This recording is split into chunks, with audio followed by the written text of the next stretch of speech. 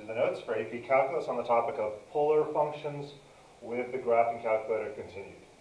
So it says the graph below is generated from the polar curve R, given by, sometimes it's written in function notation like this, R of theta equals. Sometimes it'll just be written as R equals, either way it's the same thing, theta plus sine theta. And notice here they don't actually tell you the interval that it's given in this part. Sometimes they do, sometimes they don't. So then it says for pi is less than or equal to theta, which is less than or equal to 3 pi over 2, there's one point, P, on the polar curve with x-coordinate of -2.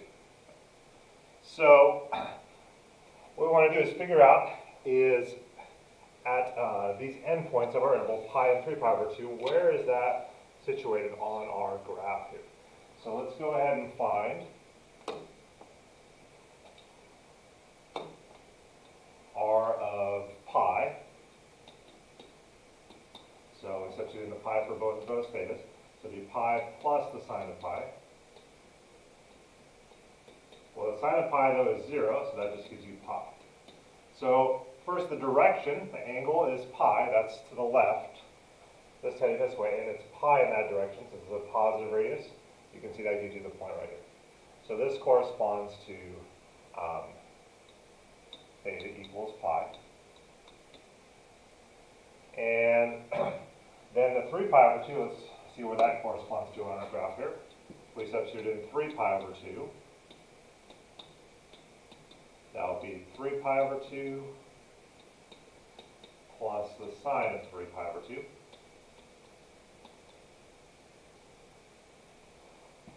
And let's approximate this a little bit to help us see where that would be on the graph. So 3 times pi would be a little bit more than 9, divided by 2, a little more than 4.5, so maybe about 4.6 approximately.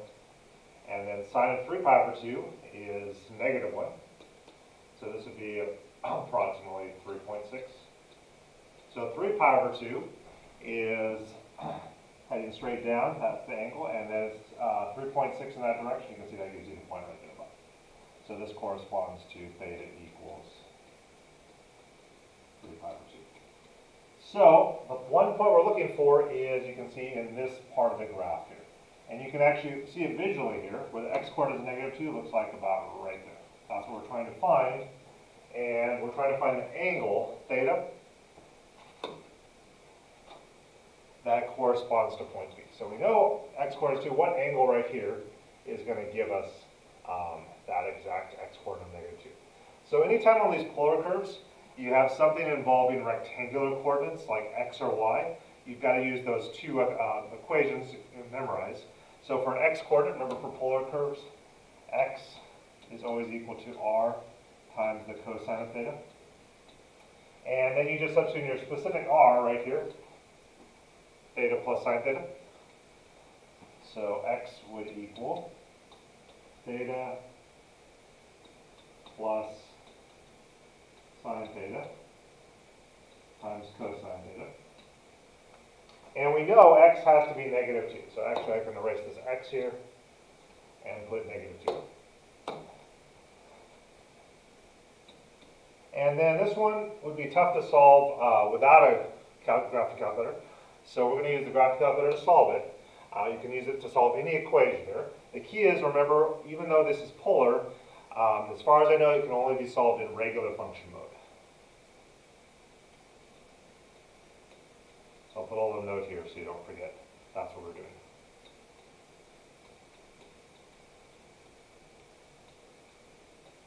Okay.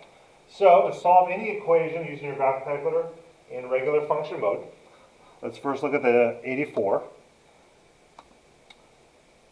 So it's in regular function mode to start with. Just go to y equals.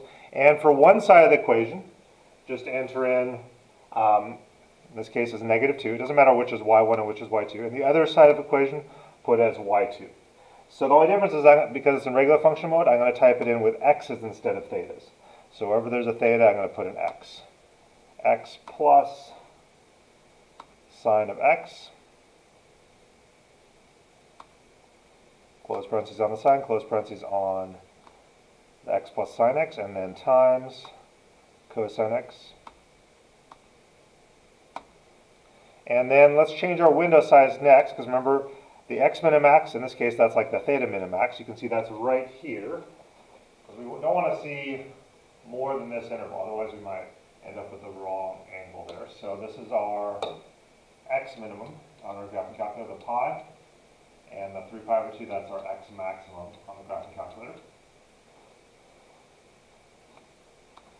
So let's change our window size, x minimum pi, second pi, and it's going to convert it to a decimal as soon as you put it in there, and then the x maximum 3 pi divided by 2. And then the y minimax, you just have to make sure that you're going to see where these intersect, and since one side is negative 2, you just make sure negative 2 is between these. So I'll make it maybe, so I can just kind of zoom in a little more, I'll make it like negative 5 is a y min to 1, so that way negative 2 is kind of smack in the middle between those. And then we want to find where they intersect. So second calc, number 5, intersect. We want to see if they're equal to each other, that's where they intersect. So there's the graph of y equal of negative 2, and there's the graph of theta plus sine theta times cosine theta. And you can see in this interval, there's only one point of intersection, which is what we should expect because it said 1 point. And first curve, enter. Second curve, enter. Guess, can be anywhere. There's only one in this window size anyway. So we get 4.052. So that's the angle theta. Here it says x, but it's actually theta. And if we put x where it says, so theta equals 4.052. That's the first thing I was asking for. And we're going to use this in the next part to find the y-coordinate of point P. We're going to need this angle. So let's go ahead and store it in our calculator so that we don't have to type it in. So we can go a second quit, store alpha A. So I'll put a little note here so you don't forget here. Store in calculator as, you don't have to use A, but any of those constants you can use here. All right, now let's go to the Inspire and see how we did the same thing.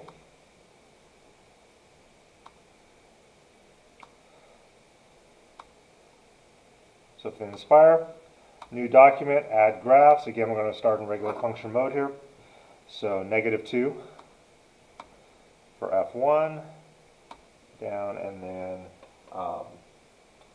just with x's, parentheses, x plus sine of x, and then times cosine x.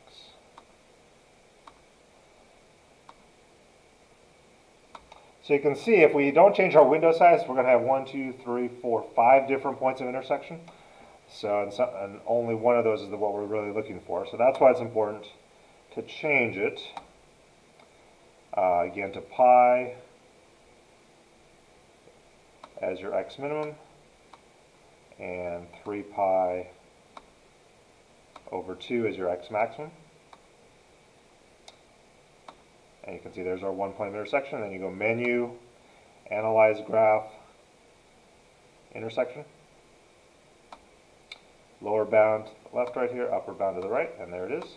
And again, we'll highlight it, bar, store it as A.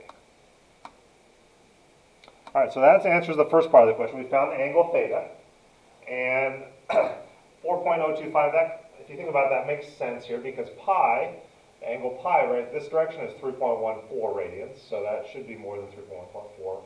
A little more than 4 sounds reasonable there.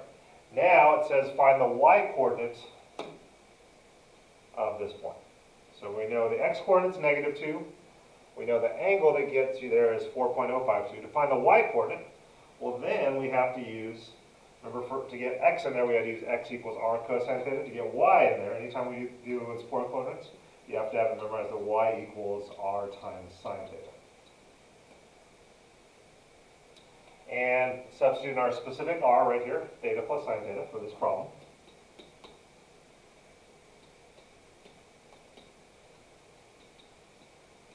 And And again, you could distribute it out if you want to, but that's not really going to make it any simpler.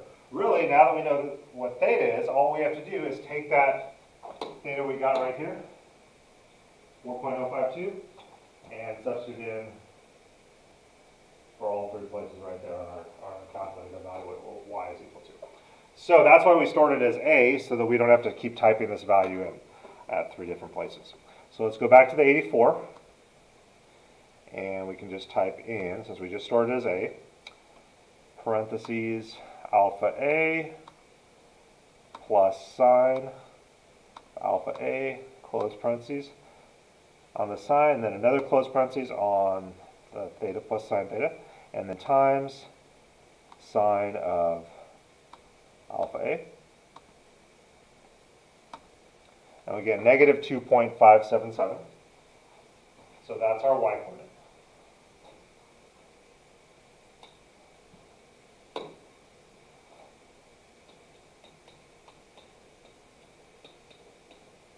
And that's what it was asking for. It just said, show the work that leads to your answer. So they want to see that you're using these formulas here, not just write down the final answers, and see actually where everything's coming from, which is what we did.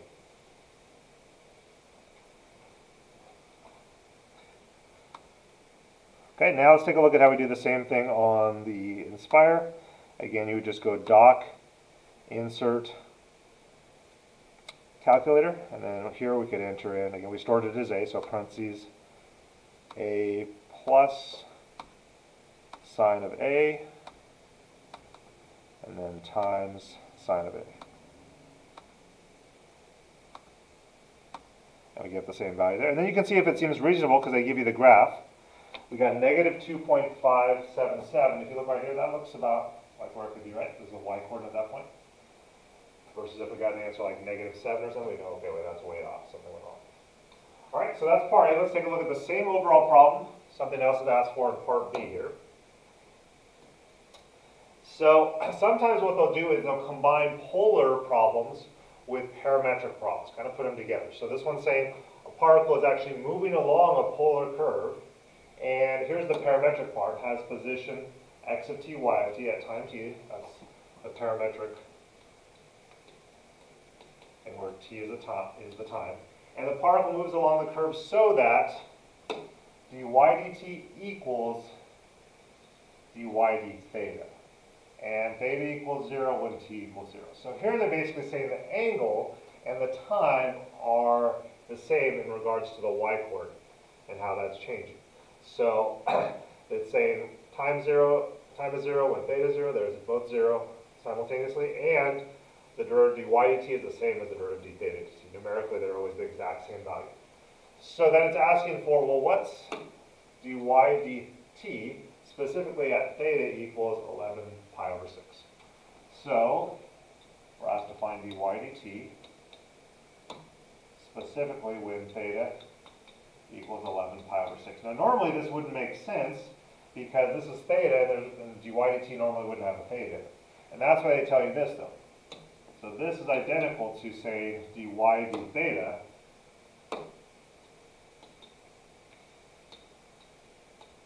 remember they said that's the same as dy dt, specifically at theta equals 11 pi over 6. So that's what we're asked to figure out. So again, there's that y in there, which again, remember with polar coordinates, like we did in the last problem, you've got to remember the formula for that. So that's, remember, y equals r times the sine of theta. And then just substitute your specific r, which is the same as part B of this problem, still theta plus sine theta. So y equals theta plus sine theta times sine theta. And then that we want the derivative of that, and then to substitute in 11 pi over 6. Now normally, if this was without calculator, you could do this. You could either use the product rule right here to take the derivative, or distribute out the sign first and then use the product rule and chain rule. But because we have a graphic calculator, it's going to be a lot faster because we want it just as a specific value.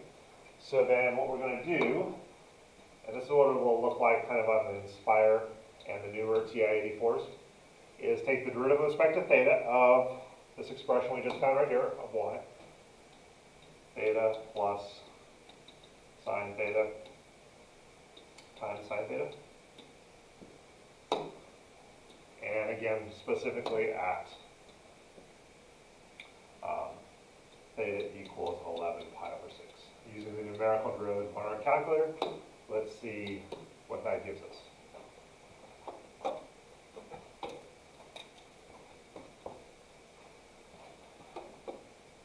Okay, so here I'm going to change it. You don't have to change it to polar mode, but just so it's a little more consistent with what we have on paper here. So mode, if you want to keep it in regular function mode, you can just do that. Just remember to type in x wherever there's a theta. You can do that too. I change it to polar so it looks more like this though.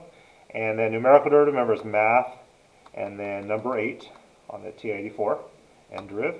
And what we want the derivative is this, so it's parentheses, and now this button will say theta since I'm in polar mode instead of x, plus sine of theta, close parentheses on the sine, close parentheses on the right there, and then times sine of theta, close parentheses on the sine, and then comma, theta is our variable, comma, what we want to substitute in is 11 pi over 6. And then close parentheses on the numerical derivative. And we get 3.622.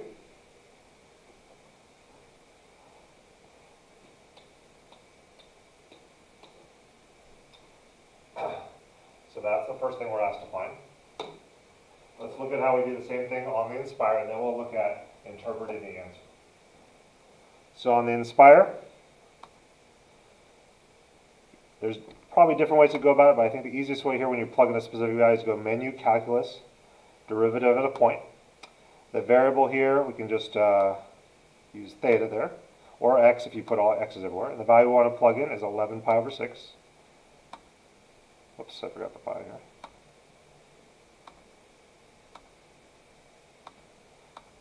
We want the first derivative. And then all we have to do is put the function in right here that we're taking the derivative of. So it'd be parentheses, theta, or if you don't want to use theta, you can put x's in this everywhere there is a theta, that would be fine too. Sine of theta. Make sure you put the times in the right place. It's after this parentheses. Times sine of theta. And we get the same value. So let's go back to reviewing parametric ones. Remember, this is dy d theta, but the key is to interpret it in terms of the motion of the particle. You have to remember dy d theta is the same as dy dt. And remember, for parametric ones, there's two different velocity functions. dy dt is the vertical velocity. It tells you if the particle is moving up or down. And we're not doing it in this problem, but dx dt, if we were using that, that would be the horizontal velocity telling you if it's moving right or left. So since this is positive for dy dt, what that's telling us is the particle is moving up. If this was negative, we know the particle is moving down. However, the tricky part of this one is that they worded this in a similar way on a previous AP test. When they say interpret your answer in terms of the motion of the particle, they were actually looking for more than just to say that it's moving up. So it's not super obvious. I think they should have worded it a little better here. But in addition to moving up, they want to know how it's moving in relation to the x-axis. And the way you can figure that out is just by finding the y-coordinate at 11 pi over 6. And then we'll see how we use that. So we're going to put in 11 pi over 6 for all of these thetas. And again, this one you could work out without a calculator, because it is one of the special triangles, but since we have a calculator, it'll be a little more efficient just to use that instead. So, one thing you can do on your calculator to make it a little easier to type in is rather than having to type in 11 pi over 6 3 different times, you can store it as a constant. Well, since we already used A, let's use B. So you can just go type in what you want to store, 11 pi over 6 divided by 6, and then store alpha b. And now all we have to do is just put this expression in with the b's everywhere there's an 11 pi over 6. So alpha b plus the sine of alpha b, and then times the sine of alpha b. And we get negative 2.630. That's our y coordinate. Okay, and then let's use Inspire to see how to do the same thing, and then I'll show you how we're going to use that to interpret our answer. So on the Inspire again, right here you can just type in 11 pi divided by 6. And then to get stored, notice it's actually on the control on the variable button. Just hit control and then the var button. That'll give you the arrow to store it. And then choose the letter. I'll use B again on this one since we already used A. There we go. And now we can just type in parentheses B plus the sine of B times sine of B. And we get the same value there. All right, so the easiest way to see how we can use this to interpret the answer in terms of the motion of the particle is to actually sketch kind of what this looks like. So just a rough little sketch here to see what's happening here. So we don't necessarily know what this polar curve, well, we kind of know what it looks like there based on part A. But you could do this even if you didn't have that graph here.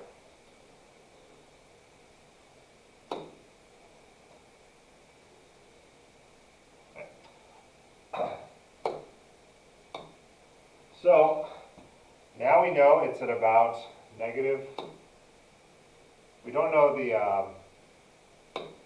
x coordinate exactly necessarily, but we know the y coordinate's at about negative 2.6, so somewhere around here. And we know it's moving up because dy dt was positive. So that means it's heading towards the x-axis. So that's what they want in your explanation to interpret your answer in terms of the motion of the particle. You can say at t equals 11 pi over 6, the particle is moving up.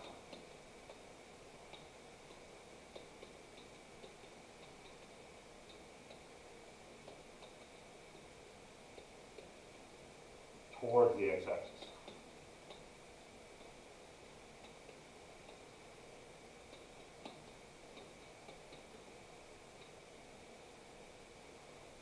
Notice, if we had gotten a positive y coordinate, our answer would have been a little different. If we had a positive y coordinate, it would be moving up still, but then it would be moving away from the x-axis. All right, let's take a look at another problem now. So this one, again, it's got a couple parts to it. So part A says we've got this graph. This time it actually does give you the interval. It's from 0 to pi. We're looking at the graph of.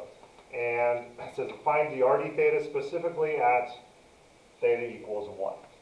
So notice this is not dy dx, where you'd have to do dy d theta divided by dx d theta to get the slope of the tangent line. This is actually the derivative of this, drd theta, specifically at theta equals 1. So notice they made one that's would be a little tougher to take the derivative and plug it in and evaluate because we have to end up having a sine of 3, which is not in terms of pi. So again, we can use the numerical derivative on our calculator to find this. So we want to find drd theta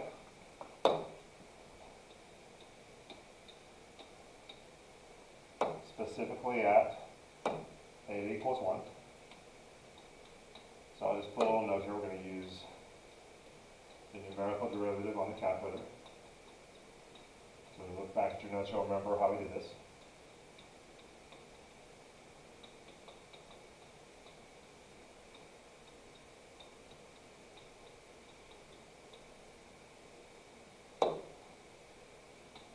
Alright, so let's go ahead and do that here. Start with 84. Again, numerical derivative is math number 8 and derivative. And I think I've already got it in polar mode here. So what I want to take the derivative is this. So 2 to the theta plus sine of 3 theta, close parentheses on the sine, then comma, theta is the variable, comma, 1 is what we're substituting. And we get negative 1.584.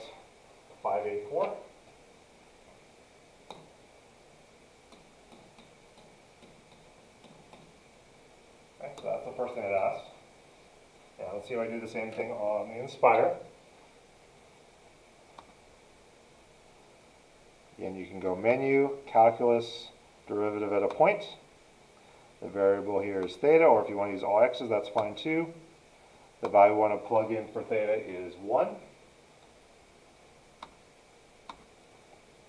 And again, what we're taking the derivative of is 2 to the theta.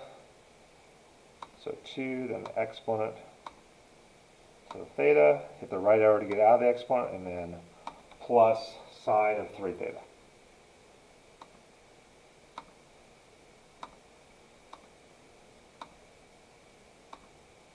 And we get negative 1.584.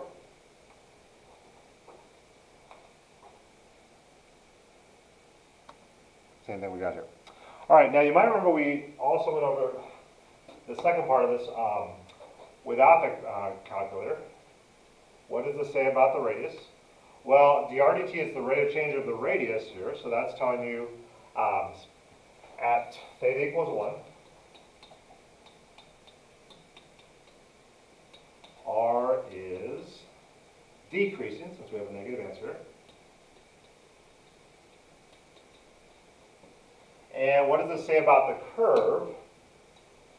Remember, that's in relation to all these polar coordinates. R always starts at the origin when you're plotting the points. So since r is dr d theta is negative, that means the radius is decreasing, and that means it's getting closer. The curve is moving closer to the origin.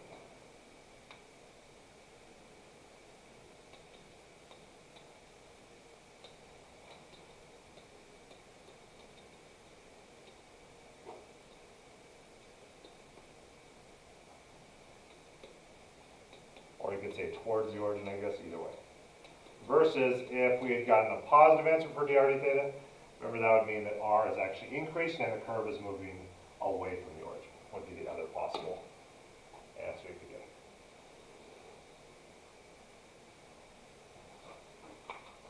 All right, let's take a look at part B on the same problem. Part B, it says find the area bounded by the curve and the x-axis. Okay? So for polar coordinates, remember for the area, we start off with a 1/2 out in front.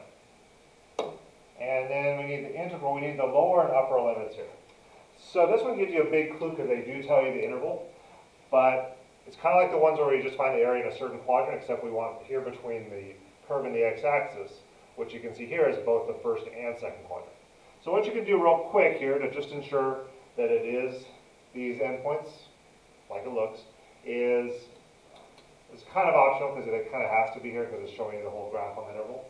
But if it didn't tell you the interval, you could plug in some points here, some simple angles. So if you substitute in 0, just to convert this, you get 2 to the 0 plus the sine. 3 times 0 is just 0. Sine of 0 is 0, so you get 2 to the 0 is 1, so you get 1. So you can see that does, 0 is this direction, angle, and it does give you 1 right there. So that's where theta equals 0. And then if you were to substitute in pi, you get 2 to the pi plus the sine of 3 pi. Again, sine of 3 pi is 0. And 2 to the pi, that's 2 to the 3.14. So that's approximately 8 point something. And you can see that's exactly what we get here. In the pi direction, it goes beyond 8, so that would be theta equals pi. So that just confirms, yeah, the starting angle would be 0, and the stopping angle would be pi. So basically the first and second quadrants here.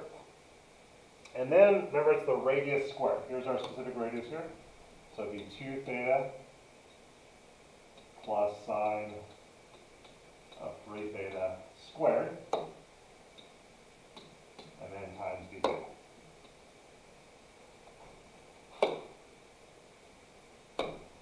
sometimes on the without calculator, they just have you set these up. But with the graphing calculator, usually they're going to make you actually work it out.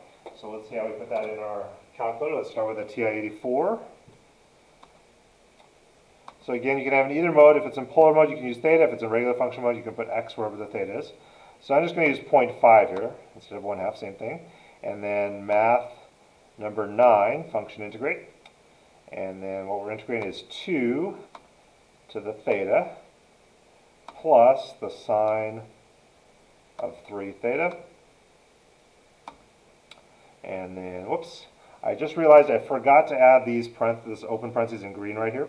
So what I can do without having to retype the whole thing on the 84 is this is where I want it right here before the 2, so I can just go second and then INS for insert and then open parentheses, so that's where it is.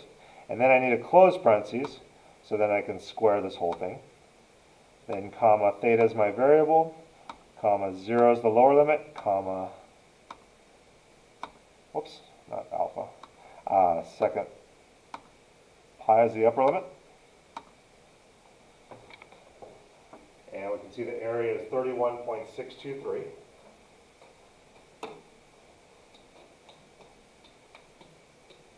If you want, you can put units squared to remind yourself it's area, but we don't have specific units here, so you don't have to. And let's see how we do this on the Inspire now.